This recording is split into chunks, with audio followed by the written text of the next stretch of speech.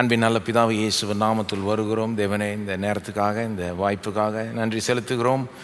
எங்களை இப்படி ஒன்று கூடி வர வைத்ததுக்காக நன்றி. இப்படிய வசனத்தை படித்து அதன் அடிப்படையில் ஜெபிக்க எங்களை நடத்துகிறீர். முடிய ஆவியானவருடைய உதவினால் மிகுந்த பயனுள்ளதாக இது இருக்கட்டும். உமக்கு பிரியமான விதத்தில் ஜெபங்களை ஏறெடுக்க ஆண்டவரே, நாங்கள் எப்படிப்பட்ட பாடங்களை கற்றுக்கொள்ளணும் நீர் விரும்புகிறீரோ அந்த பாடங்களை கற்றுக்கொண்டு எங்களுடைய ஜெப வாழ்க்கை முன்னேற மீதாமை கிருபை செய்வீராக. நாங்கள் ஜெபிக்கிற ஜெபங்களுக்கு பதில் கிடைக்கிற விதத்தில் ஜெபிக்க எங்களை நடத்தும்.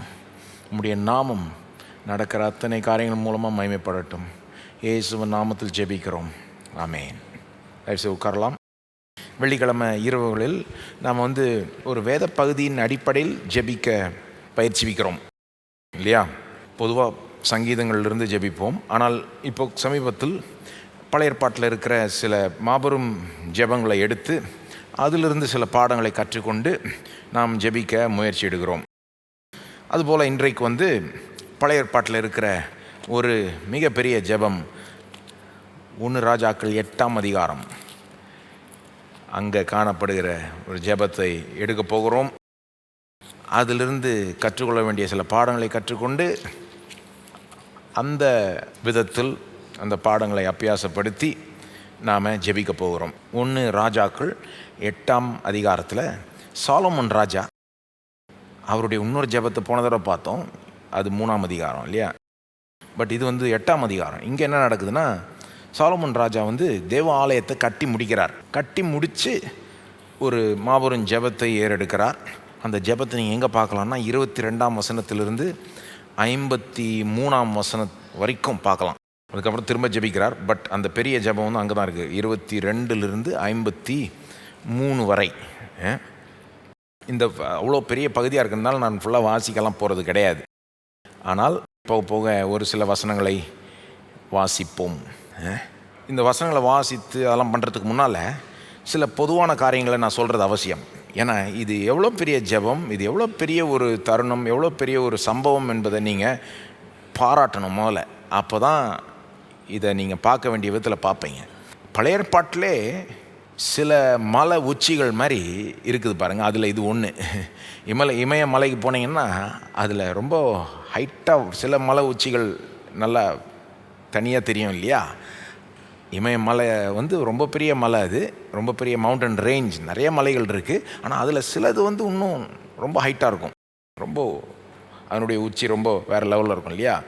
அந்த மாதிரி பழைய ஏற்பாட்டில் இது ஒரு மவுண்டன் பீக் மாதிரி, இது ஒரு கிளைமேக்டிக் பாயிண்ட் மாதிரி. இது ரொம்ப முக்கியமான சம்பவங்களில் ஒன்று. ஏன்னா இங்கே தான் தேவ ஆலயம் கட்டி முடிக்கப்படுது. அதனுடைய இனாகுரேஷன், அதனுடைய டெடிகேஷன் தான் இது. அதை குறித்த ஒரு ஜெபம் தான் இது. இதுக்கு முன்னால் தேவாலயம் ஒரு பில்டிங்காக இல்லை, வெறும் ஒரு கூடாரமாக தான் இருந்தது. உங்களுக்கு ஞாபகம் இருக்குல்ல, மோசேயின் காலத்தில் தேவன் ஒரு கூடாரத்தை கட்டுறதுக்கான ஒரு இன்ஸ்ட்ரக்ஷன்ஸ்லாம் கொடுத்து அதன்படி கட்டி முடிக்க சொன்னார். அதை யாத்திராமத்திலே முடிச்சிட்டாங்க. அதுவே ரொம்ப பெரிய விஷயம். அதுவே பார்த்திங்கன்னா ஒரு ஆச்சரியமான விஷயம். ஏன்னா அந்த கூடாரம் கட்டி கரெக்டாக இஸ்ரவேல் ஜனங்கள் நடுவில் அந்த கூடாரம் வைக்கப்படுது. தேவனுடைய பிரசனம் அங்கே இருக்கிறதாய் சொல்லப்படுது. இப்போ அதுவே பெரிய விஷயம். ஆனால் ரொம்ப காலமாக அந்த கூடாரம் தான் இருக்குது, ஒரு பில்டிங்னு இல்லவே இல்லை. அதுக்கப்புறம் தான் பிறகு தாவீது ஒரு இடத்துல தேவனிடத்தில் தன்னுடைய விருப்பத்தை தெரிவிக்கிறார். இந்த மாதிரி எனக்கே வீடு இருக்கு, ஆனால் உமக்கு வீடு இல்லையா ஆண்டவரே? கூடாரத்தில் தான் நீர் பிரசன்னமாக இருக்கிறீர். எனக்கு அரண்மனை இருக்குது, உமக்கு ஒரு வீடை நான் கட்ட விரும்புகிறேன் அப்படின்னு தாவீது ஆண்டவர்கிட்ட சொல்கிறப்போ தான் தேவன் சொல்கிறாரு, நான் உன் வீடை கட்டுவேன் அப்படின்ட்டு திருப்பி விட்டுறாரு. நீ என் வீடை கட்ட வேண்டாம், அது இருக்கட்டும், நான் தான் உன் வீடை கட்ட போகிறேன்னு தன்னுடைய டைனஸ்டியை கட்டுறதை பற்றி அவர் சொல்கிறாரு. ஆனால் அதுக்கப்புறம் தேவன் சொல்கிறாரு தாவீதுக்கிட்ட, உன்னுடைய மகன் சாலமன் எனக்கு ஒரு ஆலயத்தை கட்டுவான் அப்படின்ட்டு. அப்போ தாவீது ராஜா அந்த ஆலயத்துக்கு வேண்டிய எல்லா பொருட்கள், வெள்ளி பொண்ணெல்லாம் சேகரித்து சேவ் பண்ணி ஆலயத்துக்கு வேண்டிய இன்ஸ்ட்ரக்ஷன்ஸை தாவீது தான் சாலமன் ராஜா கொடுக்குறார். அது தேவனுடைய ஏவுதல்னால் கொடுக்குறாருன்னு ஒரு இடத்துல சொல்கிறார். ஸோ அந்த இன்ஸ்ட்ரக்ஷன்ஸ் படி தாவீது சேர்த்து வச்ச அந்த பணத்தை வச்சு சாலமன் ராஜா இந்த ஆலயத்தை கட்டி முடிக்கிறாரு. இது எவ்வளோ மகிமையான ஒரு ஆலயன்றது நீங்கள் கொஞ்சம் புரிஞ்சுக்கணும். இது சாதாரண பில்டிங் இல்லை. இது எப்படின்னா நீங்கள் வெளியிலிருந்து உள்ளே போக போக உங்கள் கண்ணுக்கு தெரிகிறதெல்லாம் கோல்டாக இருக்கும். பொன், வெள்ளி, சிலதெல்லாம் கண்ணுக்கு தெரியாதது கொஞ்சம் மறைவாக இருக்குது, வெள்ளி அது வேறு இருக்கும். அதாவது அந்த ஆலயத்தில் வந்து 3 பிரகாரம் சொல்லுவாங்க, வெளிப்பிரகாரம், அப்புறம் நடு பிரகாரம், அப்புறம் இந்த உள் பிரகாரம். அந்த வெளிப்பிரகாரத்தை தாண்டி நீங்கள் போயிட்டீங்கனாலே அந்த மிடில் நடு பிரகாரத்தில் அதை பரிசுத்த ஸ்தலம்னு சொல்லுவாங்க இல்லையா, அங்கேயே பார்த்தீங்கன்னா இன்டீரியர் வாலு, சீலிங்கு, ஃப்ளோர் எல்லாம் கோல்டான். அதாவது எப்படின்னா கல்லை வச்சு தான் கட்டினாங்க பில்டிங்கை, அதுக்கு மேலே ஒரு விதமான வுட் கிளாடிங் போட்டிருக்காங்க, அதுக்கு மேலே வந்து கோல்டு பிளேட்டிங், ஃபுல்லாக ரியல் கோல்டை வச்சு அதை பிளேட் பண்ணிட்டாங்க. அப்போது நீங்கள் நடக்கிறப்போ தர gold, side wall gold, ceiling gold, எல்லாம் கோல்டு. கொஞ்சம் யோசித்து பாருங்கள், மகா பரிசுத்த ஸ்தலத்துக்குள்ளே போனீங்கன்னா அதை விட ரொம்ப high quality gold, heavy fine கோல்டுன்னு சொல்கிறாங்க. அதாவது அந்த கோல்டு, சில்வர், அந்த வெள்ளி பொண்ணெல்லாம் கால்குலேட் பண்ணி இது எவ்வளோ விலையாக இருக்கும், சாலமன் ராஜா கட்டின தேவாலயம் எவ்வளோ விலையாக இருக்கும்னு சிலர் வந்து எஸ்டிமேட்டே போட்டிருக்காங்க. 1925ஆம் ஆண்டில் த இல்லினாய்ஸ் சொசைட்டி ஆஃப் ஆர்கிடெக்ட்ஸ் அமெரிக்காவில் ஒரு ஸ்டடி பண்ணி இன்றைக்கி வந்து இந்த ஆலயத்தை கட்டினா, அதாவது அந்த காலத்தில் 1925 இதே ஆலயத்தை கட்டினா எவ்வளோ செலவாகும் அப்படின்னு போட்டப்போ அவங்க போட்ட கணக்கு வந்து $87 பில்லியன், வெறும் பில்டிங்க்கு மட்டும், ஃபர்னிஷிங்லாம் இல்லாமல் வெறும் பில்டிங் மட்டும் $87 பில்லியன். இன்றைய தினத்தினுடைய வேல்யூ நீங்கள் போட்டு பார்த்தீங்கன்னா என்ன வருதுன்னா, இன்றைய தினத்தில் சாலமன் கட்டின மாதிரி ஆலயம் கட்டணுன்னா மோர் தென் $500 பில்லியன். சரிங்களா? நம்ம கணக்கில் சொல்கிறேன், 50 லட்ச கோடி, 50 லட்ச கோடி. இதை கேட்குறப்போ எனக்கு என்ன மனசுக்கு வருதுன்னா, சிலர் சொல்கிறாங்கல்ல, இவ்வளோ செலவழித்து ஒரு சர்ச்சை கட்டணுமா அப்படின்றாங்க.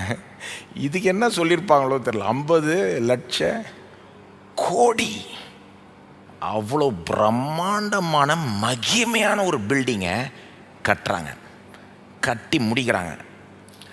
முடித்து 8ஆம் அதிகாரத்தில் சாலமன் ஜெபிக்கிறாரு. தேவனுடைய பிரசன்னம் அங்கே வெளிப்பட்டு அவருடைய மகிமை, அந்த கூடாரத்தை கட்டி முடித்தப்பவும் யாத்திரா கடைசி அதிகாரத்தில் அவருடைய மகிமை அங்கே வெளிப்பட்டதுன்னு சொல்லப்படுகிறது. இங்கேயும் அவருடைய மகிமை அப்படியே வெளிப்பட்டது.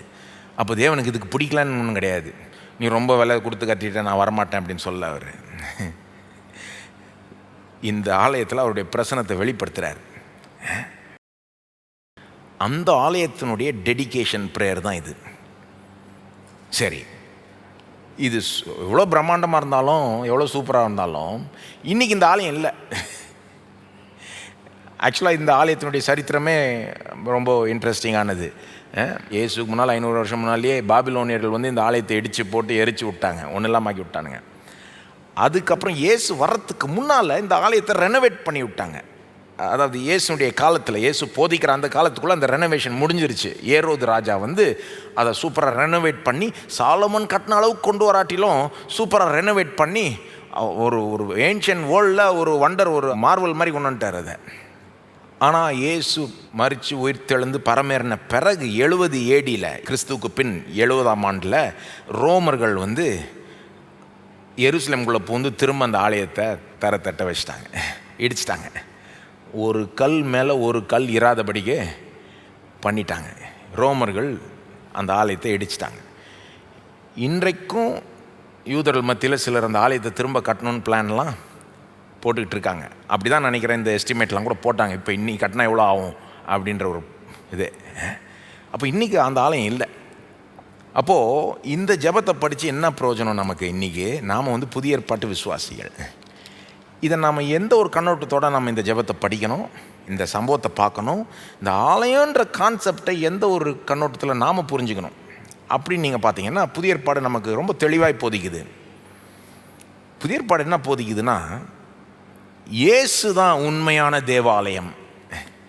நம்முடைய ஆண்டவராக இயேசு தான் உண்மையான தேவாலயம். அவரோட இணைஞ்சிருக்கிற நாமும் தேவ ஆலயம். அப்போ இந்த கண்ணோட்டத்தில் தான் நம்ம இந்த ஆலயத்து குறித்த பழைய ஏற்பாட்டு பகுதிகளை இந்த கண்ணோட்டத்தில் தான் நம்ம பார்க்கணும், புரிஞ்சுக்கணும். எந்த கண்ணோட்டத்தில்?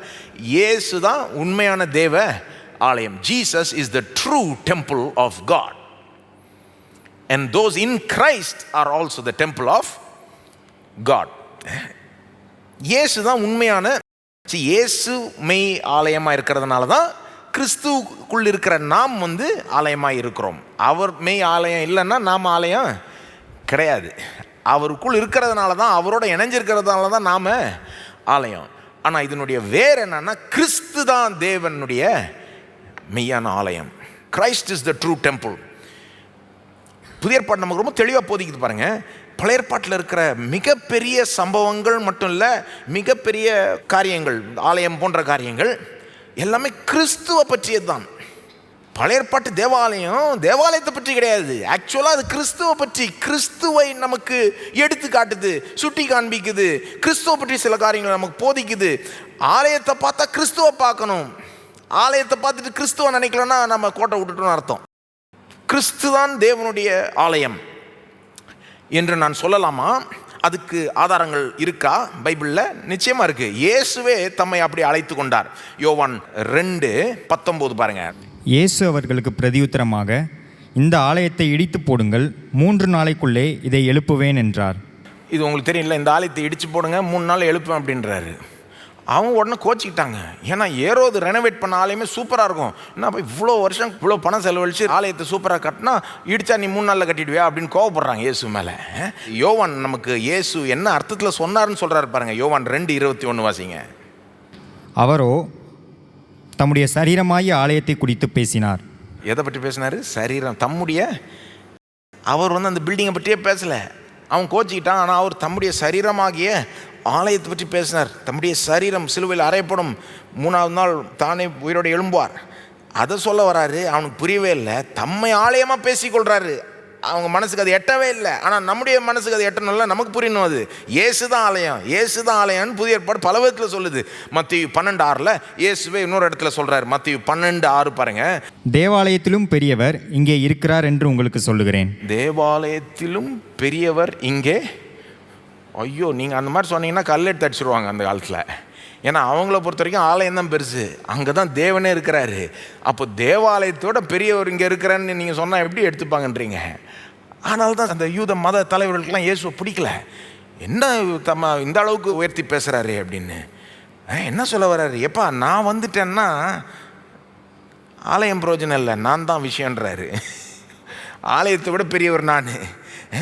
யோவான் 1:14 பாருங்க. இயேசு தம்மை பற்றி சொன்னது மட்டும் இல்லை, சீஷர்கள் அப்போஸ்தலர்கள் இயேசுவை பற்றி போதிச்ச விதமும் பாருங்க. அந்த வார்த்தை மாம்சமாகி கிருபையினாலும் சத்தியத்தினாலும் நிறைந்தவராய் நமக்குள்ளே வாசம் பண்ணினார். அவருடைய மகிமையை கண்டோம். அது பிதாவுக்கு ஒரே பேரானவருடைய மகிமைக்கு ஏற்ற மகிமையாகவே இருந்தது. நமக்குள்ளே வாசம் பண்ணினார்ன்னு இருக்குல்ல, அர்த்தம் நம் மத்தியில் வாசம் பண்ணினார். ஆங்கிலத்தில் டுவெல்ட் அமங் அஸ்ன்னு வரும். அந்த வாசம் பண்ணினார்ன்னு இருக்குல்ல, தமிழ் ஆக்சுவலாக அதனால ஒரு டிரான்ஸ்லேஷன். அந்த வார்த்தைக்கு பின்னால் இருக்கிற ஒரிஜினல் கிரேக்க வார்த்தை என்னென்னா, ஹி டேபர்னாக்கிள்ட் அமங் அஸ். அதாவது பழைய ஏற்பாட்டில் அந்த கூடாரத்துக்கு எந்த வார்த்தை பயன்படுதோ அதே வார்த்தை தான் இங்கேயும் பயன்படுத்தப்படுகிறது. அதாவது இந்த கூடாரம் போட்டு ஜனங்க மத்தியில் வாசம் பண்ணார் இல்லையா பழைய ஏற்பாட்டில். யோவான் சொல்கிறாரு, வார்த்தை மாம்சமாகி நம் மத்தியில் கூடாரம் போட்டார்ன்ற மாதிரி சொல்கிறாரு. அதாவது டேபர்னாக்கிள்ட் அமங் அஸ். அதாவது அந்த டேபர்னாக்கிள், அந்த கூடாரத்தோட இயேசுவை ஈக்குவேட் பண்ணுறாரு. இயேசு பூமிக்கு வந்ததை இந்த ஒரு கூடாரம், அந்த ஆலயம் போல் பேசுகிறார் அவர். கொலோசியர் 2:9 பாருங்க. கொலோசியர் 2:9. ஏனென்றால் தேவத்துவத்தின் பரிபூர்ணமெல்லாம் சரீர பிரகாரமாக அவருக்குள் வாசமாயிருக்கிறது. பயங்கர சூப்பரான வசனம் இது. தெய்வத்துவத்தின் பரிபூர்ணம் எல்லாம் சரீர பிரகாரமாக அவருக்குள் வாசமாய் இருக்கிறது. சரி, வசனங்கள் வாசிக்கிட்டே போகலாம். பட் இன்னும் சிம்பிளாக வேணா சொல்கிறேன். ஆலயம் என்ன பண்ணிச்சோ பழைய ஏற்பாட்டில், இயேசு தான் அதை நிறைவேற்றுகிறார். ஆலயத்தினுடைய ஃபங்க்ஷன், ஆலயத்தில் நடந்த மெயினான காரியங்களை பார்த்தீங்கன்னா இயேசு தான் அதெல்லாம் செய்கிறாரு. பழைய ஏற்பாடு ஆலயத்தை எப்படி நம்ம புரிஞ்சுக்கணும்? பழைய ஏற்பாடு ஆலயத்தை எப்படி புரிஞ்சுக்கணும்னா, it is a meeting place between God and man, between heaven and earth. பரலோகமும் பூமியும் சந்திக்கும் இடம், தேவனும் மனிதனும் சந்திக்கும் இடம். தேவன் பரலோகத்தில் வாசம் பண்ணுகிறார், மனுஷன் பூமியில் இருக்கிறான். ஆனால் என்ன சொல்கிறார், அந்த ஆலயத்துக்கு போனால் என் பிரசனை அங்கே இருக்குது, என்கிட்ட நீ நெருங்கலாம், அந்த இடத்தில் என் பிரசனத்தை விசேஷித்த விதத்தில் நீ அனுபவிக்கலாம். It's a place where heaven touches earth அப்படின்னு சொல்லலாம். பரலோகம் வந்து பூமியை தொடர ஒரு இடம். அந்த இடத்துக்கு போனீங்கன்னா நீங்கள் பரலோகத்தையே தொட்டுடலாம், தேவனையே நெருங்கிடலான்ற அளவுக்கு தான் ஆலயம் பழைய ஏற்பாட்டில் இருந்தது. தேவனுடைய பிரசனம் அங்கே வந்து ரொம்ப ஸ்பெஷலாக இருக்குது அப்படின்னு அவர்கள் நம்பினார்கள் இல்லையா? அது உண்மையாக இருந்தது வேற. ஏன்னா தேவனே அதை ஒரு மீட்டிங் பிளேஸாக அப்பாயின்ட் பண்ணிட்டார். நான் உன்னை சந்திக்கும் இடம்ன்ற மாதிரி அதை நியமித்து விட்டார். அப்போ ஆலயத்தை நீங்கள் அப்படி புரிஞ்சுக்கிட்டீங்கன்னா, இன்றைக்கு மீட்டிங் பிளேஸ் எது? இயேசு தான். பரலோகமும் பூமியும் சந்திக்கிற இடம் எதுங்க? அல்லது தேவனும் மனுஷனும் சந்திக்கிற இடம் எதுங்க? இயேசு. இடம்னு சொன்னால் பத்தாது, அவர் ஒரு நபர். இயேசுவில் தான் பரலோகமும் பூமியும் மீட் ஆகுது, தேவனும் மனிதனும் மீட் ஆகிறாங்க. அவர் தான் மத்தியஸ்தராக இருக்கிறார், மீடியேட்டராக இருக்கிறார், மீட்டிங் பிளேஸராக இருக்கிறார். நானே வழியும் சத்தியமும் ஜீவனுமா இருக்கிறேன்றார். என்னை அல்லாமல் ஒருவனும் பிதாவினிடத்தில் வரான். இயேசு தான் அந்த மீட்டிங் பிளேஸ். ஒரு வசனம் இருக்கு பாருங்க, நிறைய பேருக்கு அதனுடைய அர்த்தம் தெரியாது. யோவான் 1ஆம் அதிகாரத்தில் இந்த நாத்தான்வேல் என்ற ஒரு மனிதனை இயேசு சந்திக்கிறார்ல முதல் முறையாக, தெரியுமா உங்களுக்கு? நாத்தான்வேல் அவனை சந்திக்கிறப்போ அவன் ரொம்ப ஷாக் ஆகிடுறான் அவன். ஏன்னா இயேசு என்ன சொல்கிறார், எப்பா நீ என்னை பார்க்கறதுக்கு முன்னால் நான் உன்னை பார்த்துட்டேன் அப்படின்றாரு. நீ என்ன அறிஞ்சு கொள்றதுக்கு முன்னாலே நான் உன்னை அறிஞ்சு கொண்டேன் அப்படின்னு சொல்கிறப்ப அவன் ஷாக்காகி நிற்கிறான். எப்படின்றான். அப்போ இயேசு சொல்கிறார், இதை பார்த்தே நீ ஷாக் ஆகிற, இன்னும் பெரிய பெரிய விஷயம்லாம் இருக்குது அப்படின்ற பாருங்க. 50ஆம் வசனம் முடிகிறப்போ என்ன சொல்கிறாரு, இதிலும் பெரிதானவைகளை காண்பாய் என்றார். அப்புறம் 51 பாருங்க, பின்னும் அவர் அவனை நோக்கி, வானம் திறந்திருக்கிறதையும் தேவதூதர்கள் மனுஷகுமாரனிடத்திலிருந்து ஏறுகிறதையும் இறங்குகிறதையும் நீங்கள் இது முதல் காண்பீர்கள் என்று மெய்யாகவே மெய்யாகவே உங்களுக்கு சொல்லுகிறேன். என்ன சொல்றாரு? இப்போ இதை விட பெரிய விஷயம் எல்லாம் இருக்குது, இதுக்கே நீ ஷாக் ஆகுறன்னா அதை எப்படி எடுத்துக்க போகிற? நீ வரப்போகிற நாட்கள் என்ன பார்க்க போகிற? வானம் திறந்திருக்கிறத பார்க்க போகிற. தேவதூதர்கள் வந்து மனுஷகுமாரனிடத்திலிருந்து மனுஷகுமாரனிடத்திலிருந்து ஏறுகிறதையும் இறங்குறதையும் அப்படின்னு தமிழ் பைபிள் மொழிபெயர்த்து. ஆங்கிலத்தில் எப்படி தெரியுமா வருது? You will see heaven open and angels ascending and descending on the son of man. மனுஷகுமாரன் மேலேயே இறங்குறதையும் ஏறுறதையும் பார்ப்பேன் அப்படின்ற மாதிரி சொல்கிறாரு. அதாவது யாக்கோபுனுடைய அந்த லேடரை இது நமக்கு நினைவுபடுத்துது. எதை நினைவுபடுத்துது? யாக்கோபு ஒரு சொப்பனம் கண்டான் இல்லையா? அந்த சொப்பனத்தில் வானம் திறந்திருந்தது, ஒரு ஏணி வானத்திலிருந்து பூமி வரைக்கும் இருக்குது. அந்த ஏணியில் தூதர்கள் வந்துட்டு இப்படி வந்துட்டு போகிறாங்க, ஒரு போர்ட்டல் மாதிரி இருக்கு. அதை சொல்கிற மாதிரி இருக்குது. இயேசு என்ன சொல்கிறாரு? ஏணிக்கு பதிலாக தம்மை சொல்லிக்கிறாரு. அவர் தான் ஏணி. வானத்திலிருந்து கீழே இறங்குறதுக்கு, பூமியிலிருந்து மேலே ஏறுறதுக்கு ஏணி யாரு? அவர் தான். அவர் சொல்கிறார், நான் தான் கனெக்ஷன், வானத்துக்கும் பூமிக்கும் நான் தான் கனெக்ஷன், கடவுளுக்கும் மனுஷனுக்கும் நான் தான் கனெக்ஷன்ன்ற மாதிரி சொல்கிறாரு பாருங்க. அப்போது நீங்கள் என்ன சொல்ல வரேன், ஆலயம் வந்து பரலோகத்தையும் பூமியும் கனெக்ட் பண்ணுற ஒரு இடம். இன்றைக்கு இயேசு தான் ஆலயம் அப்படி யோசித்தீங்கன்னா, ஏன்னா இயேசு தான் கனெக்ஷன். அது மட்டும் இல்லை, பழைய ஏற்பாட்டு ஆலயத்தில் இன்னொரு முக்கியமான விஷயமும் நடந்து கொண்டே இருந்தது. அது என்னன்னா, பலிகளை செலுத்தினார்கள். அதன் மூலமாய் பாவத்தை இரத்தத்தினால் மூடினார்கள். ஒவ்வொரு நாளும் பழைய ஏற்பாட்டு ஆலயத்தில் பலி செலுத்தப்பட்டது. அதுவும் இயேசு தான் நிறைவேற்றார். ஒரே தரம் கல்வாரி சிலுவையில் தம்மையே பலியிட ஒப்பு கொடுத்து பாவத்தை மூடுகிறார், பாவத்தை மன்னிக்கிறார். ஆலயத்தில் நடந்த முக்கியமான ஃபங்க்ஷன்ஸை இயேசு தான் நிறைவேற்றுகிறார். அது ஒரு மீட்டிங் பிளேஸ். இயேசு தான் நீங்கள் மீட்டிங் பிளேஸ். அங்கே பாவத்தை மூடுற அளவுக்கு ரத்தம் சிந்தப்படுது. இயேசு தான் தம்முடைய ரத்தத்தை சிந்தி நம்முடைய பாவத்தை மூடுகிறார். மூன்றாவது, பழைய ஏற்பாட்டு ஆலயத்தினுடைய ஃபங்க்ஷனை சொல்லிக்கிட்டு இருக்கேன். அது வந்து தேவனுடைய மகிமை வெளிப்பட்ட ஒரு இடம். தேவனுடைய மகிமை வெளிப்பட்ட இடம் தானேங்க ஆலயம். ஆலயத்தினுடைய ரோல் என்ன? சும்மா ஒரு பில்டிங்காக கிடையாது. பழைய ஏற்பாட்டில் ஆலயம் முக்கியமான ஒரு இடம். ஏன்னா அங்கே தான் தேவனுடைய மகிமை வெளிப்படுது. கூடாரத்தை கட்டி முடிச்சா தேவனுடைய மகிமை ஒரு மேகம் போல உள்ள நுழையுது. அதே போல் இங்கேயும் நுழையுது பாருங்க, 8ஆம் அதிகாரத்துலையும். அப்போ அவருடைய மகிமை அங்கே தான் வெளிப்படுது. இன்றைக்கு தேவனுடைய மகிமை எங்கே மேக்சிமமாக வெளிப்படுது? இயேசுவில். அதனால தான் இயேசு சொல்கிறாரு, என்னை கண்டவன் பிதாவை கண்டான். இதுக்கு மேலே ஒன்றும் இல்லை, என்னை பார்த்துட்டேன்னா ஃபுல்லாக பார்த்துட்டேன் அப்படின்றாரு பாருங்க. அப்போது இயேசு தாங்க ஆலயம். எல்லாம் சொல்லுங்கள், இயேசு தான் மெய்யான தேவ ஆலயம். ஆலயம் வந்து வெறும் நிழலாட்டம் தான், இயேசு தான் நிஜம். அந்த பழையற்பாட்டு பில்டிங் கட்டினாரே சாலமன் ராஜா, எவ்வளோ செலவழிச்சிருப்பாரு நேமா? 50 லட்சம் கோடி போட்டு கட்டினாங்களே, அது வந்து நிஜமான ஆலயமே கிடையாது, அது வெறும் நிழலாட்டம். ஏன்னா இயேசு தான் மெய்யான தேவ ஆலயம். அவரோட இணைஞ்சிருக்கிறவர்களும் அந்த ஆலயத்தில் பங்காயிடுறார்கள், அவர்களும் தேவாலயமாய் ஆகிவிடுகிறார்கள். இப்போ இதை மனதில் வைத்து தான் நம்ம இந்த பகுதியே பார்க்கணும், இந்த ஆலயன்ற கான்செப்டே பார்க்கணும், அதை வச்சு தான் நம்ம அப்ளை பண்ணிக்கணும். சரிங்களா? இப்போ இதெல்லாம் வச்சுக்கிட்டு நம்ம இப்போது இந்த பகுதிக்கு போகலாம். இதிலேருந்து சில பாடங்களை கற்றுக்கொண்டு அதன் அடிப்படையில் கொஞ்சம் ஜெபிக்கலாம் கொஞ்சம் நேரம். சரி, முதல் பாடம் 1 ராஜாக்கள் 8ஆம் அதிகாரம் போயிடுங்க. முதல் பாடம், ஒரு ஆலயம் இருக்கிறதே ஒரு எவ்வளோ பெரிய ஒரு ஆச்சரியமான விஷயம் என்பதை நீங்கள் உணரணும். அது என்ன காண்பிக்குதுன்னா, தேவன் மெய்யாகவே நம்மளோட இருக்கணும்னு விரும்புகிறார். ஆலயம் இருக்கிறதே என்னத்தை காண்பிக்குது? தேவன் நம்மோட இருக்கணும், பிரசன்னமாக இருக்கணுன்றத ரொம்ப அதிகமாக விரும்புகிறார். ஒரு ஆலயம் இருக்கிறதே எவ்வளோ பெரிய விஷயன்றதை நீங்கள் புரிஞ்சுக்கிட்டீங்கன்னா, அதை நம்ம லேஸில் எடுத்துக்கிறோம். பழைய ஏற்பாட்டில் ஆலயம் இருந்தது, இன்றைக்கி நம்ம தேவாலயம். ஒரு ஆலயம் இருக்கிறதே எவ்வளோ பெரிய விஷயன்றதை நீங்கள் உணர்ந்தீங்கன்னா தான் உங்களுக்கு என்ன தெரியும், தேவன் நம்மோட இருக்கிறத எந்த அளவுக்கு விரும்புகிறாருன்றதை நீங்கள் புரிஞ்சுப்பீங்க. அதாவது ஆலயம் இருக்கிறது வந்து ஒரு பெரிய விஷயங்க ஆக்சுவலாக. ஏன்னா ஆலயத்தினுடைய மீனிங் என்ன நான் சொன்னேன், மீட்டிங் பிளேஸ். தேவன் வாசம் செய்கிற ஒரு இடம், தேவன் மனுஷனை சந்திக்கிற ஒரு இடம், தேவனுடைய பிரசனம் இருக்கிற ஒரு இடம் தான் ஆலயம். ஆனால் அப்படி ஒரு இடம் இருக்கிறதே ரொம்ப ரொம்ப கஷ்டம் ஆக்சுவலாக நீங்கள் யோசித்தீங்கன்னா. ஏன்னா 2 தடைகளை மேற்கொண்டாதான் ஒரு ஆலயமே இருக்க முடியும்.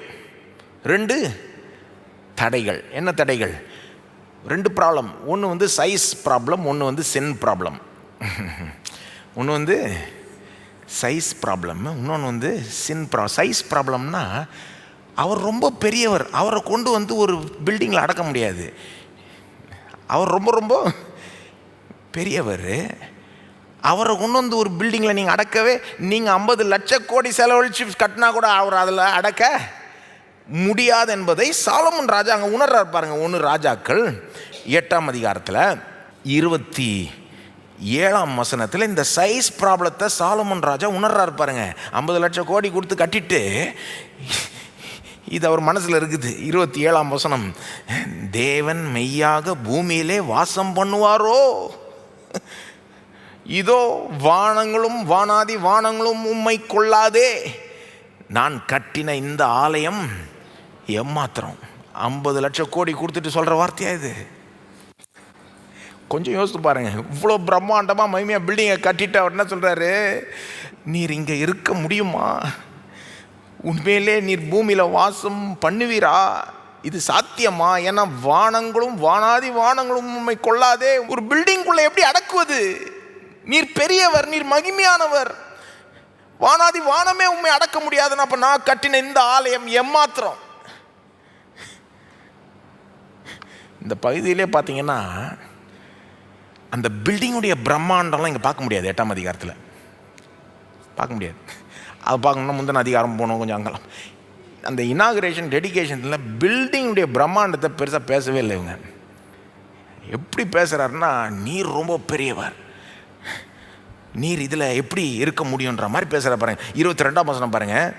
பின்பு சாலமோன் கர்த்தருடைய பலிபீடத்திற்கு முன்னே இஸ்ரவேல் சபையார் எல்லாருக்கும் எதிராக நின்று வானத்திற்கு நேராக தன் கைகளை விரித்து.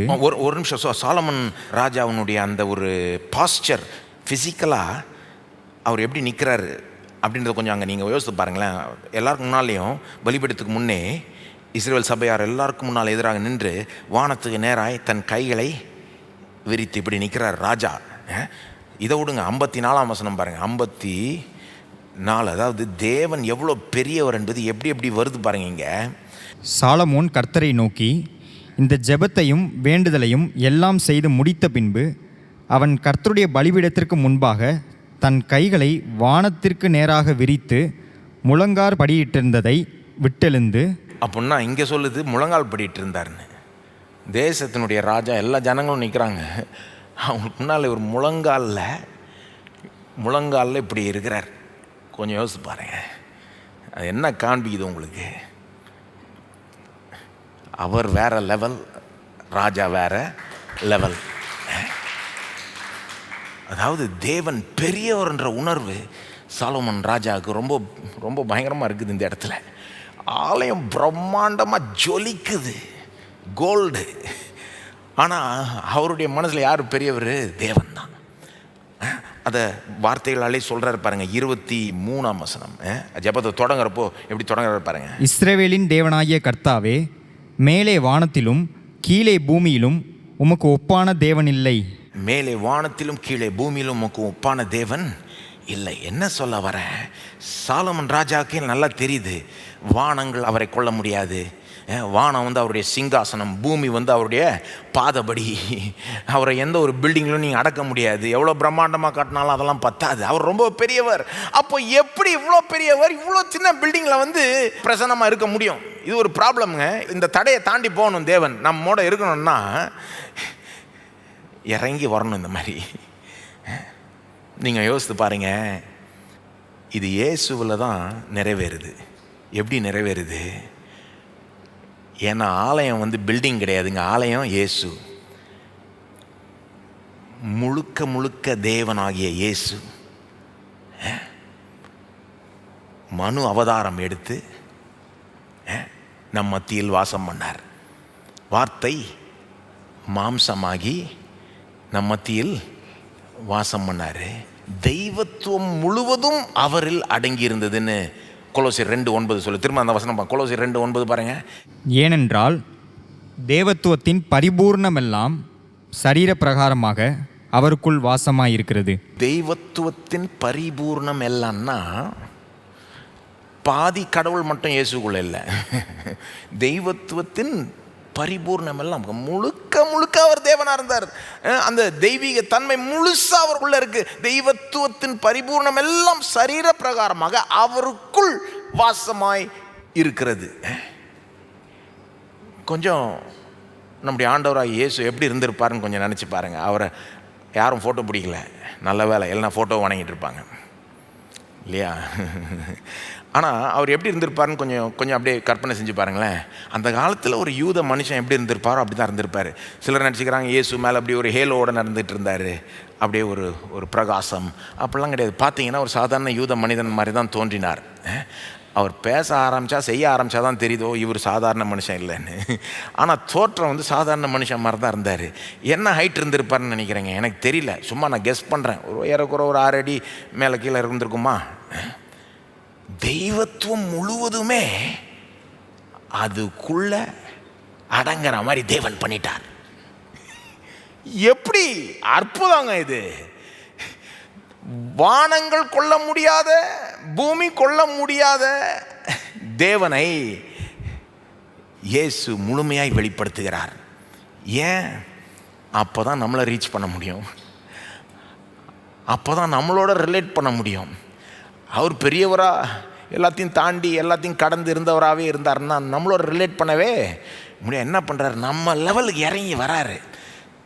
சிலர் சொல்லுவாங்க, எப்படிங்க வானம் பூமியே கொள்ளாதுன்றீங்க, அப்போ ஒரு மனுஷங்களை எப்படிங்க அவர் முழுக்க முழுக்க தெய்வனாக இருக்கிறார், எப்படிங்க அது எப்படி சாத்தியன்ற?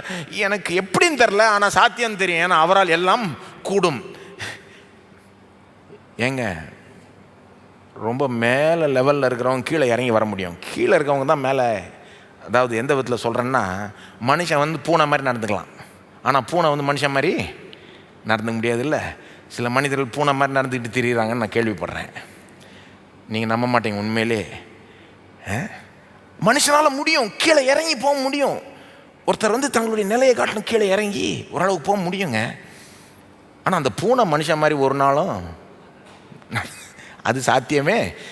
அந்த மாதிரி நினச்சிக்கோங்க. அதாவது கடவுள் வந்து மனுஷன் லெவலுக்கு இறங்க முடியாதுன்னு சொல்கிறது தப்பு. அவர் விரும்பினால் முடியும். ஏன் செஞ்சார்? நம்மளோட இருக்கணும், நம்மளோட உறவாடணும், நம்மளோட ஐக்கியம் கொள்ளணுன்றதுல அவ்வளோ விரும்பி நம்ம போலவே ஆயிட்டார். He became one of us so that he can relate with us. இது என்ன எனக்கு காமிக்குதுன்னா, அப்போ எந்த அளவுக்கு என்னோட அவர் இருக்கணும்னு விரும்புகிறாரு, என்னோட உறவாடணும்னு விரும்புகிறாரு. அவர் மனுஷன் ஆயிடலன்னா அது சாத்தியமே கிடையாது. அவர் இவ்வளோ இறங்கி வரணும், எதுக்கு அவர் இதெல்லாம் செய்யணும்? அப்போ எந்த அளவுக்கு என்னோட அவர் பேசணும்னு விரும்புகிறார், என்னோட என்னோட ரிலேட் பண்ணணும், என்னோட ஐக்கியம் கொள்ளணுன்றது அவர் விரும்புகிறார். நாம் விரும்புகிறோமா?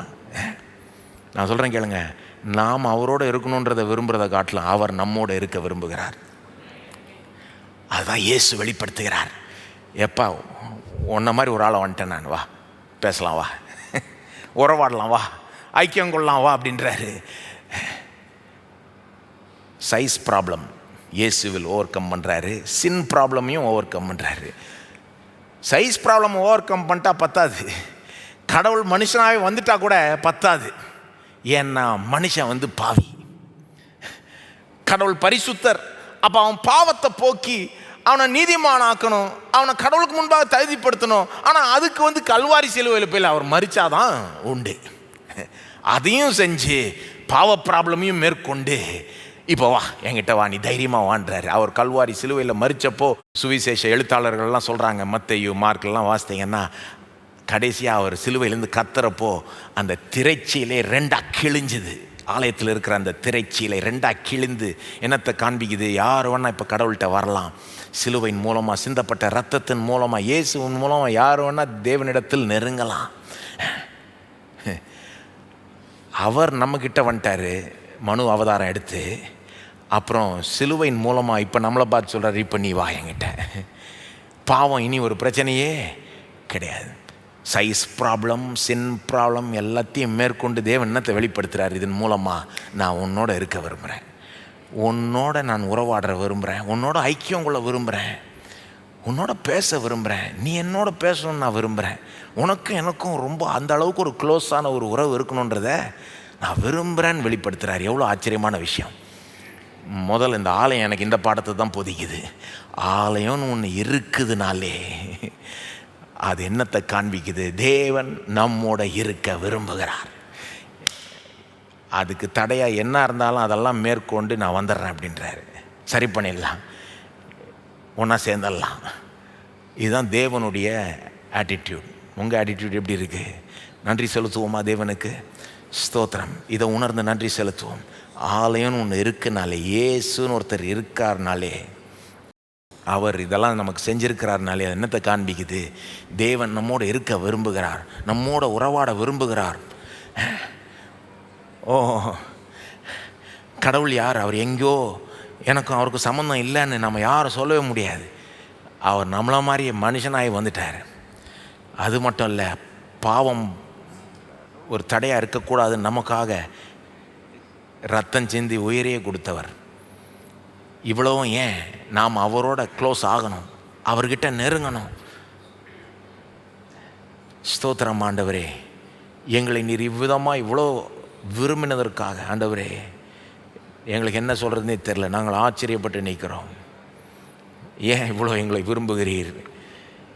எங்களோட உறவாடணும், ஐக்கியம் கொள்ளணுன்றதை நீர் விரும்புகிறீரே, எங்களோட க்ளோஸாக இருக்கணுன்றதை நீர் விரும்புகிறீரே. நாங்கள் விரும்புகிறத காட்டிலும் கோடி மடங்கு அதிகம் நீர் விரும்புகிறீரே.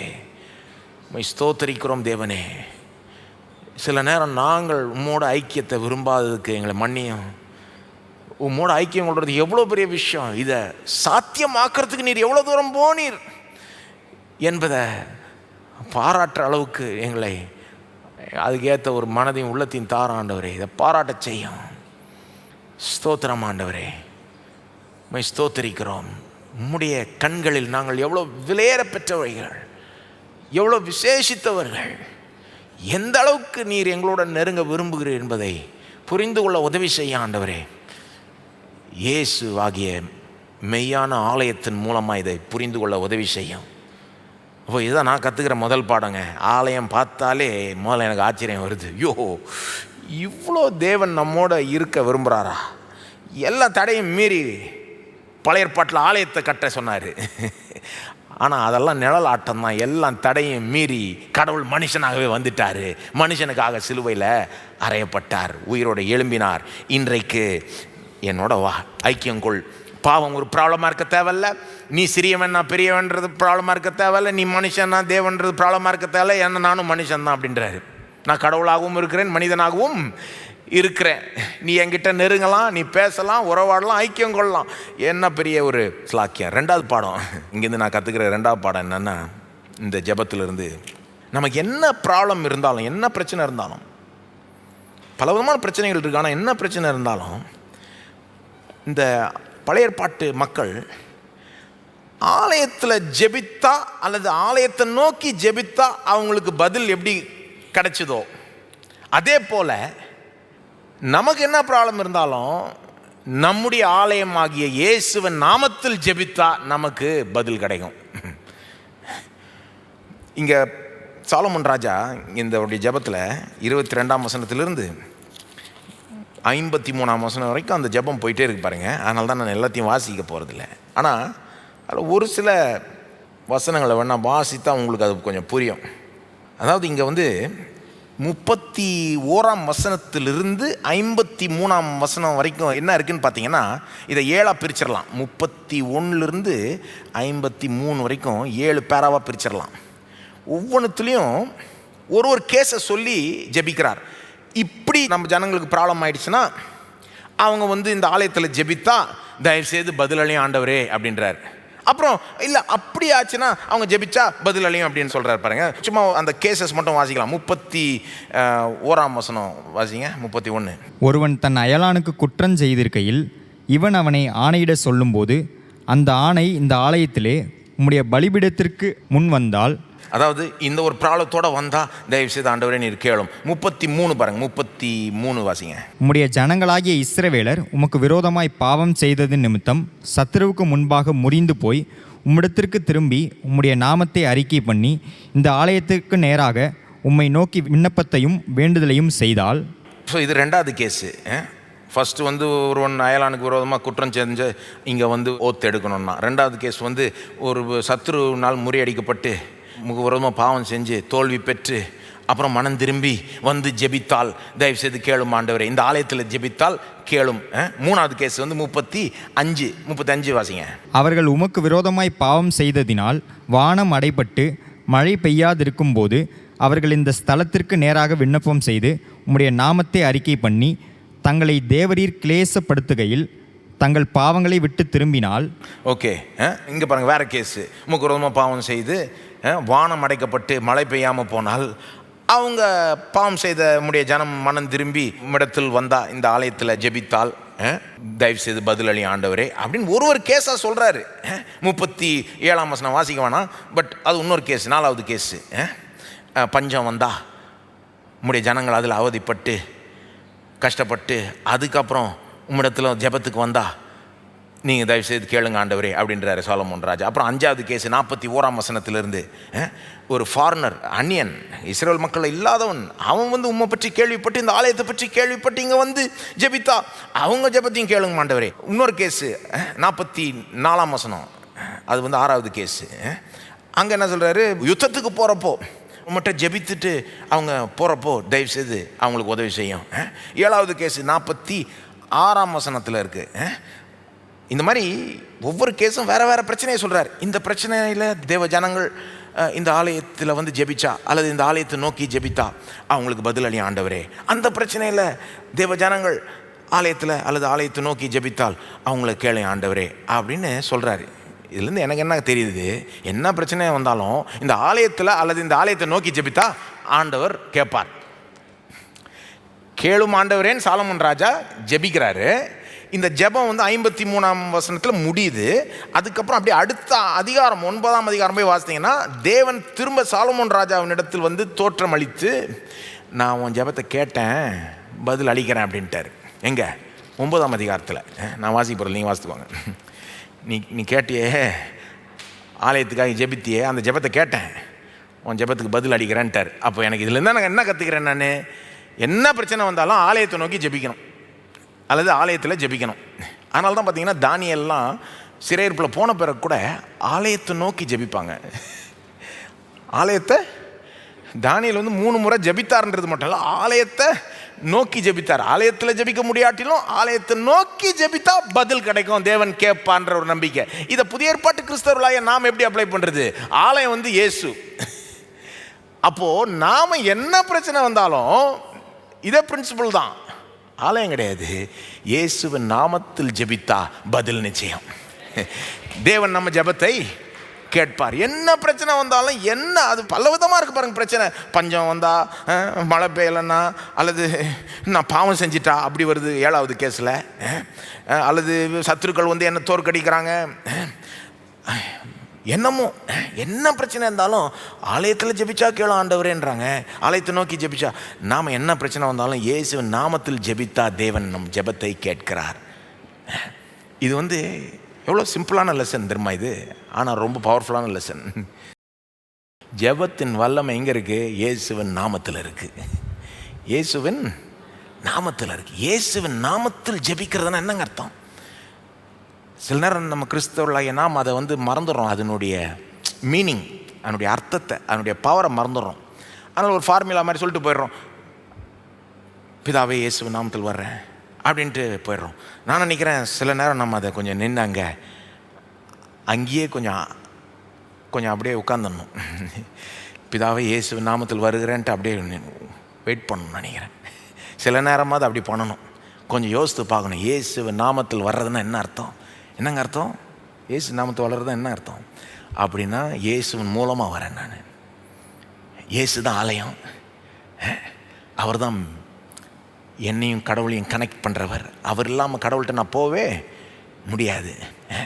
அவர் எனக்காக சிலுவையில் மரித்ததுனால, என் பாவம் கழுவப்பட்டதுனால, நான் நீதிமான் ஆக்கப்பட்டதுனால, அவருடைய செயலால் தான் நான் தேவனுக்கு முன்னால் வரத்துக்கு தகுதி பெற்றவன்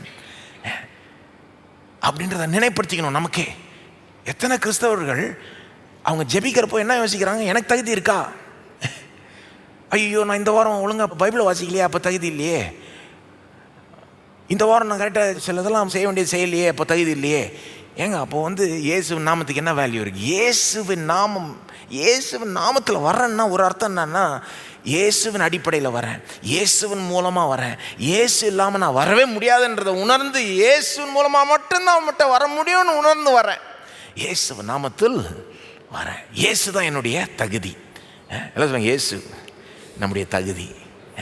இயேசுவே நம்முடைய நீதியாக இருக்கிறார், நம்முடைய பரிசுத்தமாய் இருக்கிறார் இல்லையா? அது ஒரு அர்த்தம். இன்னொரு அர்த்தம் என்னது? இயேசுவின் நாமத்தில் வர்றேன்னா இயேசுக்காக வரேன், இயேசுவின் பேரில் வரேன், இயேசுவை ரெப்ரசன்ட் பண்ணி வரேன். நிறைய மீனிங் இருக்கு. இந்த நேம் ஆஃப் அப்படின்றது வந்து ரொம்ப ஆழமான ஒரு பதம். அது ஒருத்தர் நாமத்தில் ஜெபிக்கிறதுனா அது ரொம்ப பெரிய கருத்துங்க. அது ஒரு அர்த்தம் என்னென்னா, அவருக்காக கேட்குறேன், அவருக்காக, அல்லது அவர் சார்பா, அல்லது சிம்பிளாக இப்படி சொல்கிறேன், பிதாவே இயேசு நாமத்தில் வர்றேன், எனக்கு இதை தாரும் அப்படின்னா அர்த்தம் என்ன தெரியுமா? இயேசு கேட்குறது தான் நான் கேட்குறேன், இயேசுக்கு வேண்டியது தான் நான் கேட்குறேன். இயேசு நான் எதை கேட்கணும்னு விரும்புகிறாரோ அதை தான் நான் கேட்குறேன். ஒன்றும் இல்லைங்க, இயேசுவின் நாமத்தில் மண்டே வர்றேன்னு அழுத்தி சொல்லிட்ட பிறகு தப்பான காரியம் கேட்க வாய் வரும்ன்றீங்க. ஏன் வாய் வருதுன்னா அதை முழுங்கிடுறோம். அதை இயேசு நாமத்தில் வரேன் அப்படின்னு போயிட்டு அதை கொஞ்சம் அழுத்தி கொஞ்சம் அதை அங்கேயே தங்கி கொஞ்சம் அதை தியானித்து இயேசுவின் நாமத்தில் வரேன்னு சொல்லிட்ட பிறகு தப்பான காரியத்தை கேட்கவே வாய் வராது. சிலர் வந்து என்கிட்ட இந்த மாதிரி சில நேரம் நடக்கும், ஜெப ரிக்வஸ்ட் கொடுப்பாங்கல்ல, சொல்லுவாங்க எனக்காக இதை தயவுசெய்து இதுக்காக ஜெபிங்க பாஸ்டர், எனக்கு சொல்லாமல் இருக்கும். அதுக்காக நான் ஜெபிக்க மாட்டேங்க, ஜெபிக்க முடியாது. ஏன்னா சில நேரம் நம்ம விரும்புகிறது வந்து தவறான காரியங்கள், தேவனுடைய சித்தத்துக்கு விரோதமான காரியங்கள், தேவனுடைய ஞானத்துக்கு ஒத்து வராத காரியங்கள். அந்த இயேசுவின் நாமத்தில் ஜெபிக்கிறேன்றது வந்து அது எல்லாத்தையும் குறிக்குது. அதாவது இயேசு நாமத்தில் ஜெபிக்கிறேன்னா அவர் கேட்குறத நான் கேட்குறேன், அவருக்காக கேட்குறேன், அவருடைய நாமத்தின் மகிமைக்காக கேட்குறேன், அவருடைய சார்பில் கேட்குறேன். மீனிங்.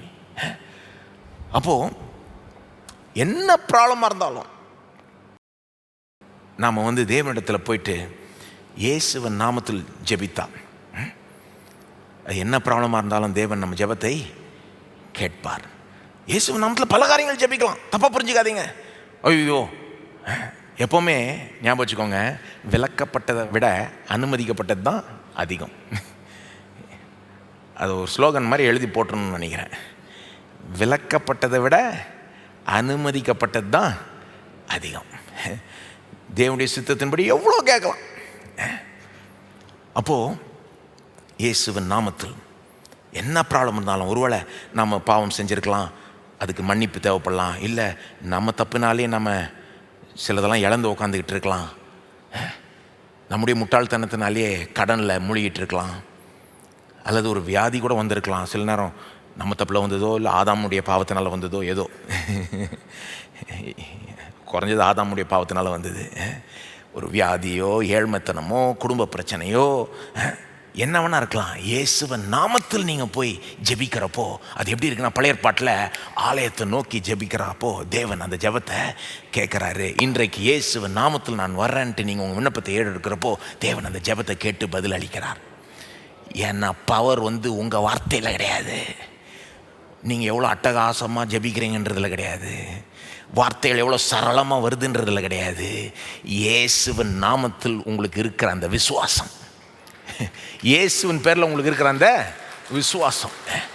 ஆகவே உங்களுக்கு ரொம்ப ஜெபிக்க தரலனா கூட பரவாயில்ல, என்ன ப்ராப்ளமாக இருந்தாலும் இயேசுவின் நாமத்தில் கேளுங்க. இயேசு சொல்கிறார்ல, ஏங்க யோவான் 14:13 பாருங்கள். இதெல்லாம் சும்மா நான் ஏதோ சொல்லுங்க, புதிய ஏற்பாட்டு போதனைங்க. அதனால தான் புதிய ஏற்பாட்டில் இந்த மாதிரி சாலமன் கேட்ட மாதிரி பார்க்க மாட்டீங்க. இந்த ஆலயத்தை நோக்கி கேட்டால், எந்த ஆலயத்தை நோக்கி கேட்குறது? இப்போ எந்த பில்டிங்லாம் கிடையாதுங்க, இயேசுதுங்க. யோவான் 14:14 என் நாமத்தினாலே நீங்கள் எதை கேட்டாலும் அதை நான் செய்வேன். அல்லது 16:24 இதுவரைக்கும் நீங்கள் என் நாமத்தினாலே ஒன்றும் கேட்கவில்லை, கேளுங்கள் அப்பொழுது உங்கள் சந்தோஷம் நிறைவாக இருக்கும்படி பெற்றுக்கொள்வீர்கள். ஏசு என்ன சொல்கிறார்? நான் வந்துட்டேன், பாளையத்தை நோக்கி ஜெபிக்காத, என் நாமத்தினாலே நீ பிதாவை எதை கேட்டையோ அதை பெற்றுக்கொள்வீங்க. அப்போது இது புதிய ஏற்பாட்டில் போதிக்கப்படுற, புதிய ஏற்பாட்டு வெளிச்சத்தோடு நீங்கள் சாலமன் ராஜா ஜெபத்தை பார்த்தீங்கன்னா இந்த பாடத்தை கற்றுக்கொள்ளுங்க. இது எந்த பாடம்? என்ன ப்ராப்ளம் வந்தாலும் இயேசு நாமத்தில் போய் ஜெபிக்கிறப்போ தேவன் அந்த ஜெபத்தை கேட்கிறார். ஆகவே ஜெபிக்கலாமா?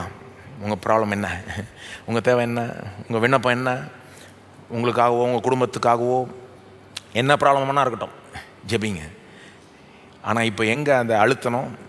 இயேசுவின் நாமத்தில் ஜெபிக்கிறேன், பிதாவே இயேசுவின் நாமத்தில் உம்மண்டை வருகிறேன் அப்படின்னு சொல்லிட்டு உங்கள் விண்ணப்பத்தை ஏறிடுங்க. உண்மையான ஆலயத்தை நோக்கி ஜெபிங்க. ஸ்தோத்திரம் ஆண்டவரே, எங்களுடைய தகுதியை வச்சு நாங்கள் உம்மிடத்தில் வரல ஆண்டவரே, இயேசுவே எங்களுடைய தகுதி, எங்களுடைய நீதி. ஆகவே பரலோக பிதாவை இயேசுவின் நாமத்தில் உம்மாண்டை வருகிறோம். ஓ இயேசுனுடைய நாமத்தின் மகிமைக்கென்று நாங்கள் ஆண்டவரே சில காரியங்களை விரும்புகிறோம் ஆண்டவரே. எங்கள் ஆவி, ஆத்துமா, சரீரம், குடும்பம், பொருளாதாரம், வேலை எல்லாத்திலையும் நாங்கள் சுகமாக இருப்பதை விரும்புகிறோம் ஆண்டவரே. ஏனென்றால் அதுதான் உம்முடைய நாமத்தை மகிமைப்படுத்தும், அதுதான் இயேசுவின் நாமத்தை மகிமைப்படுத்தும். நாங்கள் ஆசீர்வதிக்கப்பட்டிருக்கணுன்றதற்காகவே இயேசு சாபமானார். ஆகவே நாங்கள் கேட்கிறோம் ஆண்டவருடைய ஆசீர்வாதங்கள் எங்களுடைய வாழ்க்கையில் புரண்டோடட்டும். ஸ்தோத்திரம் ஆண்டவரே. உம்முடைய ஜனங்களின் விண்ணப்பங்களை இப்பொழுதே நீர் கேட்டுக்கொண்டிருப்பதற்காக நன்றி ஆண்டவரே. ஒவ்வொரு ஜெபத்தையும் கேட்கிறீர், நீர் அதுக்கு பதில் அளிக்கிறீர். நன்றி ஆண்டவரே. எங்களுடைய கான்ஃபிடன்ஸ், எங்களுடைய நிச்சயத்தை அவருடைய நாமத்தில் வைக்கிறோம். ஸ்தோத்திரம் ஸ்தோத்திரம் ஸ்தோத்திரம் தேவனே, மை ஸ்தோத்தரிக்கிறோம் ஆண்டவரே. ஓ விண்ணப்பங்களை கேட்கிறவரே, மை ஸ்தோத்தரிக்கிறோம். இயேசுவின் நாமத்தில் ஜெபங்களை ஏறிடுங்க. இயேசுவின் நாமத்தில் கான்ஃபிடென்ட்டாக கேளுங்க. ஸ்தோத்திரம் ஆண்டவரே. என்ன ப்ராப்ளம் வந்தாலும் இயேசுவின் நாமத்தில் ஜெபித்தால் போதும். என்ன ப்ராப்ளம் இருந்தாலும் இயேசுவின் நாமத்தில் சிம்பிளாக ஜெபித்தாலே போதும். ஸ்தோத்திரம் ஆண்டவரே, ஸ்தோத்திரம் ஆண்டவரே. என்னங்க சிம்பிள் பாடம் தான், சண்டே ஸ்கூல் பாடம் மாதிரி இது. இங்கே தான் பவர், இங்கே தான் இருக்குது. சிம்பிளான காரியங்களை நம்ம மறந்துடுறோம், சிம்பிளான காரியங்களை மறந்துடுறோம். அதை விட்டுட்டு ஜெபத்தில் மற்ற எல்லாத்தையும் ஃபோக்கஸ் பண்ணிகிட்டு இருப்போம். எனக்கு தகுதி இருக்கா, வார்த்தைகள் கரெக்டாக இருக்கா, அதெல்லாம் ரெண்டாவதுங்க. வார்த்தைகள் கரெக்டாக இருக்கான்றது ரெண்டாவது. நம்ம தகுதியை பார்க்கக்கூடாது. முதல்ல எதுக்கு முதல் முக்கியத்துவம் கொடுக்கணுமோ அதுக்கு முதல் முக்கியத்துவம் கொடுக்கணும் பாருங்கள். அதனால தான் திரும்ப திரும்ப இந்த பேசிக்கான ட்ரூத்ஸுக்கு நம்ம போயிட்டே இருக்கணும். ஏன்னா அங்கே தான் வல்லமை இருக்குது.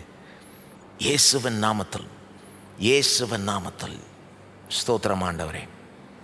சரி, மூணாவது பாடம் என்னென்னா, அந்த காலத்திலேயே பழைய ஏற்பாட்டிலேயே சாலமோன் ராஜா தேவன் எவ்வளோ இரக்கமுள்ளவர், கிருபை உள்ளவர்ன்ற ஒரு வெளிப்பாடோடு ஜெபிக்கிறார்.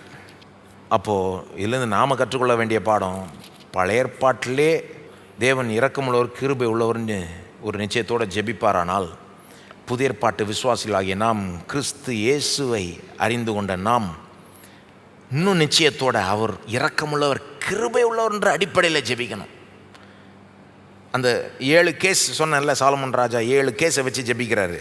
அந்த 7 கேஸில் பெரும்பாலும் பார்த்தீங்கன்னா முக்கால்வாசி இது பார்க்கலாம். நீங்கள் எது பார்க்கலாம்னா, எப்படி ஜெபிக்கிறார்? ஆண்டவரே, உங்களுடைய ஜனங்க பாவம் செய்து மனம் திரும்பினா அவங்கள மன்னி ஆண்டவரே, அவங்கள திரும்ப ரெஸ்டோர் பண்ணும் அப்படின்னு பழைய ஏற்பாட்டில் ஜெபிக்கிறார். இது ஏன் முக்கியம்னா, சிலர் நினச்சிக்கிறாங்க பழைய ஏற்பாட்டில் தேவன் கிருபை உள்ளவர் கிடையாது, அவர் நியாயம் தீர்க்கிறவராக இருந்தார், தண்டிக்கிறவராக இருந்தார். புதிய ஏற்பாட்டில் தான் கிருபை உள்ளவராக மாறிட்டார்.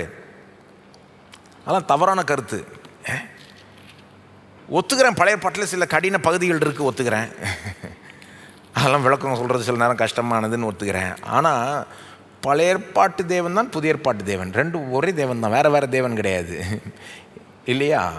பிதா ஒரு மாதிரி, இயேசு ஒரு மாதிரி கிடையாது. இயேசு எப்படியோ அதே போல் தான் பிதாவும். இதை சாலமன் ராஜாவே எந்த அளவுக்கு புரிஞ்சு வச்சுருக்கிறான்றதை பாருங்களேன். அந்த 7வது கேஸ் பார்த்தீங்கன்னா அது மட்டும் பார்க்கலாம். 7வது கேஸ் சும்மா ஒரு உதாரணம் தான். 46 48 வரைக்கும் வாசிக்கலாம்.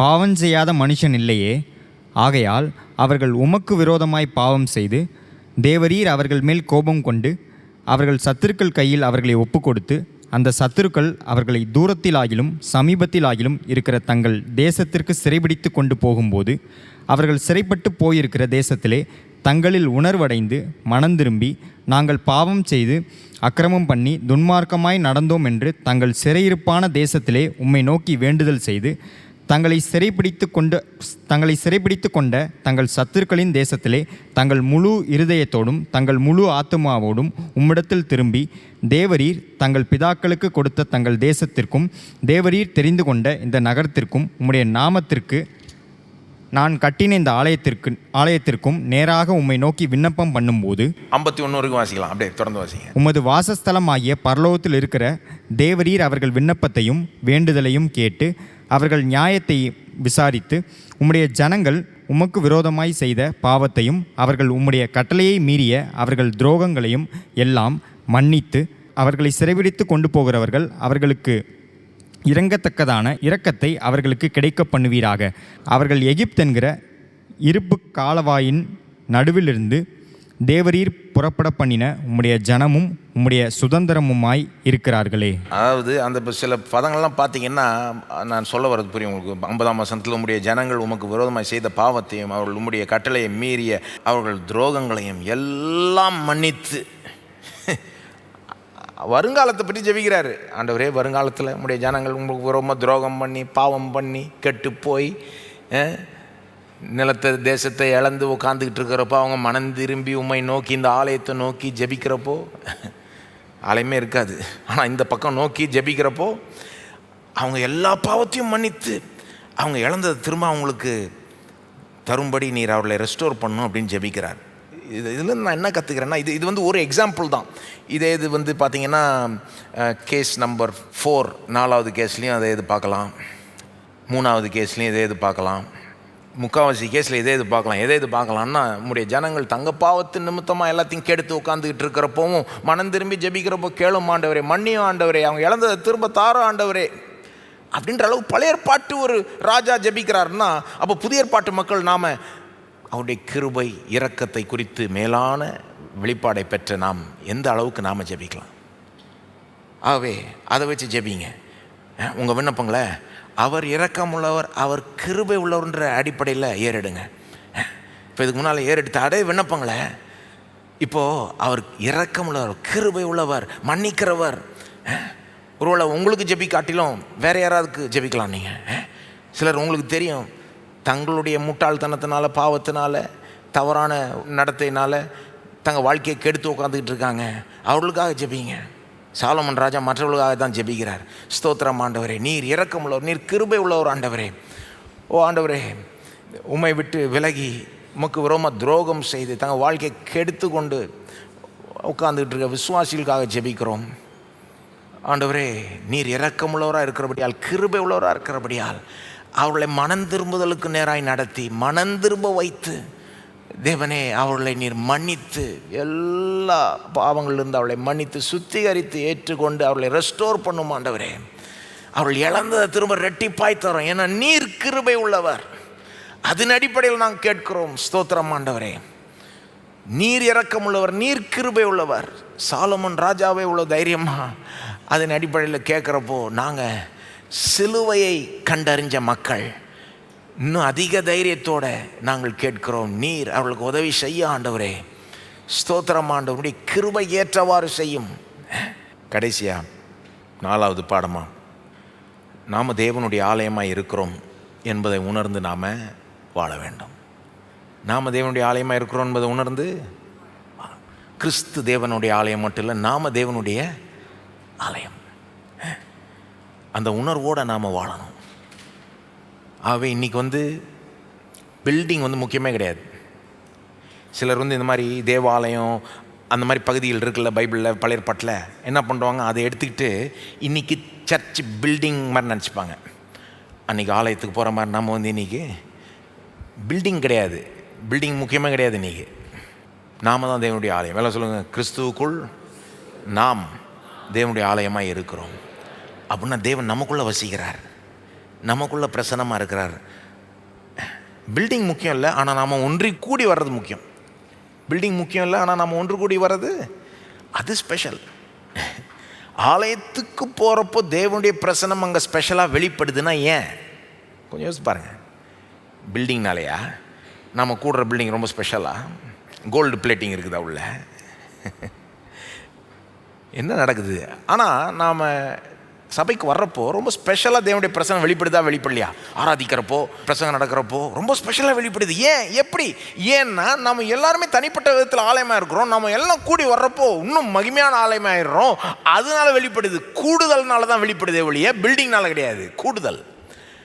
பில்டிங்கே இல்லைனாலும் அடிக்கிற வெயிலில் நம்ம வெளியே கூடினா கூட தேவனுடைய பிரசன்னம் வெளிப்படுவாங்க.